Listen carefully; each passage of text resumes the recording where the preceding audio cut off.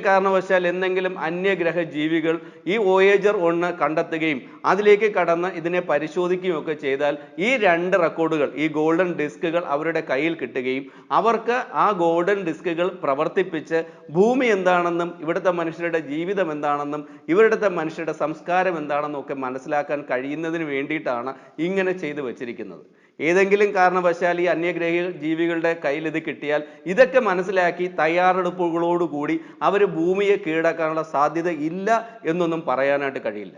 പിന്നെ ആകപ്പാടെ ഉള്ളൊരു പ്രതീക്ഷയുള്ളത് ഇത് കിട്ടുമ്പോൾ ഈ അന്യഗ്രഹ ജീവികൾക്ക് ഈ ഡിസ്ക് പ്രവർത്തിപ്പിക്കാനുള്ള ശാസ്ത്രീയമായിട്ടുള്ള ഉപകരണങ്ങളൊന്നും ഇല്ലാതിരിക്കുകയോ ഈ അന്യഗ്രഹ ജീവികൾ ഇതൊന്നും കാണാനും കേൾക്കാനും ഒക്കെ ശേഷിയില്ലാത്തവരായിരിക്കുകയോ ഒക്കെ ചെയ്താൽ മാത്രമാണ് ഒരു രക്ഷ എന്ന് പറയുന്നത്.